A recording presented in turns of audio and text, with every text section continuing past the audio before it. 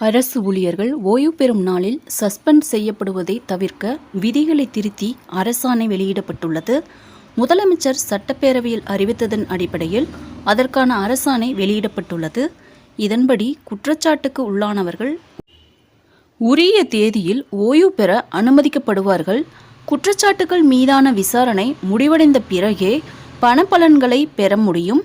இதுவரை குற்றச்சாட்டுக்கு உள்ளானவர்களை ஓய்வு பெறும் நாளில் சஸ்பெண்ட் செய்யும் நடைமுறை பின்பற்றப்படுவதாக தமிழ்நாடு அரசு வெளியிட்டுள்ள அரசாணையில் தெரிவிக்கப்பட்டுள்ளது. முன்னதாக கடந்த 2021ஆம் ஆண்டு அக்டோபர் மாதம் அரசு ஊழியர்கள் ஓய்வு பெறும் நாளில் சஸ்பெண்ட் செய்யும் நடைமுறையை தவிர்ப்பதற்கான அரசாணையை தமிழ்நாடு அரசு வெளியிட்டது. இது தொடர்பாக தமிழ்நாடு அரசின் மனிதவள மேலாண்மை துறை வெளியிட்ட அரசாணையில் அரசு ஊழியர்கள் தவறு செய்யும் நிலையில் அவர் மீதான குற்றம் நிரூபிக்கப்படும் பட்சத்தில் துறை ரீதியான விசாரணை நடத்தப்பட்டு தண்டனை வழங்கப்படுகிறது. சில வழக்குகளில் தவறு செய்பவர் மீதான விசாரணை நீண்ட காலம் செல்லும் போது துறை ரீதியான ஒழுங்கு நடவடிக்கைக்காக அவர் தற்காலிக இடைநீக்கத்தில் வைக்கப்படுகிறார். இந்நிலையில் விசாரணையில் ஏற்படும் தாமதத்தை தவிர்க்க தமிழக அரசு சில வழிகாட்டுதல்களை வழங்கியுள்ளது.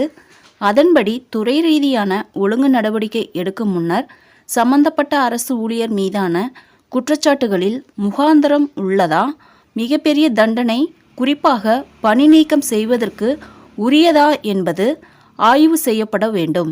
இதன் மூலம் தேவையற்ற தாமதம் தவிர்க்கப்படும். அரசு ஊழியர் ஒருவர் முறைகேட்டில் ஈடுபட்டது தெரிய வந்தால் ஓய்வு பெறும் நாளில் பணியிடை நீக்கம் செய்வதை தவிர்த்து 3 மாதங்களுக்கு முன்னதாகவே உரிய முடிவை எடுக்க வேண்டும்.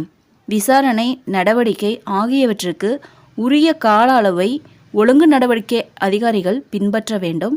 சம்பந்தப்பட்ட அரசு ஊழியர் ஓய்வு பெறுவதை கருத்தில் கொண்டு அவருக்கு எதிரான குற்றச்சாட்டில் உரிய விளக்கத்தை அளிக்க வாய்ப்பு கொடுத்து இயற்கை நியதிக்கு ஏற்ப நடவடிக்கை எடுக்க வேண்டும். இந்த செயல்பாடுகள் அனைத்தும் எழுத்துப்பூர்வமாக பதிவு செய்யப்பட வேண்டும். ஓய்வு பெறுவதற்கு முன்னரே, அதாவது 3 மாதங்களுக்கு முன்னரே துறை ரீதியான நடவடிக்கைகளை முடிக்க வேண்டும்.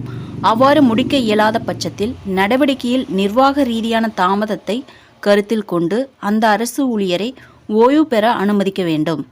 ஓய்வு பெறும் நாளுக்கு 3 மாதங்களுக்கு முன் ஏதேனும் குற்றச்சாட்டு நிரூபிக்கப்பட்டால் போர்க்கால அடிப்படையில் விசாரணை நடத்தி நடவடிக்கை எடுக்க வேண்டும்.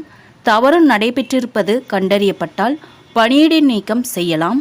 முறைகேட்டில் ஈடுபட்ட அரசு ஊழியர்கள் மீதான நடவடிக்கையை 3 மாதங்களுக்கு முன் முடிக்காமல் விசாரணை அதிகாரி தாமதப்படுத்தி இருப்பது தெரிய வந்தால் அவர் மீது உரிய நடவடிக்கை எடுக்கலாம். இந்த அறிவுறுத்தல்கள் அனைத்தும் லஞ்ச ஒழிப்புத்துறையின் விசாரணை குற்ற வழக்குகளுக்கு பொருந்தாது என்று அதில் தெரிவிக்கப்பட்டிருந்தது.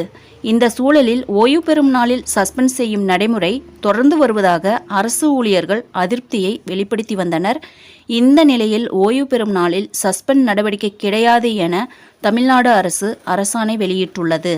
அதன்படி ஓய்வு பெறும் நாளில் இனி அரசு ஊழியர்கள், ஆசிரியர்கள் மீதான சஸ்பெண்ட் நடவடிக்கை இருக்காது. அதற்கான விதிகளில் திருத்தம் செய்து தமிழ்நாடு அரசு இந்த அரசாணையை வெளியிட்டுள்ளது. நண்பர்களே, தமிழக அரசு செய்திகளை உடனுக்குடன் தெரிந்து கொள்ள என்னுடைய ஜெனிடாசாட் சேனலை சப்ஸ்கிரைப் பண்ணுங்கள். நன்றி, வணக்கம்.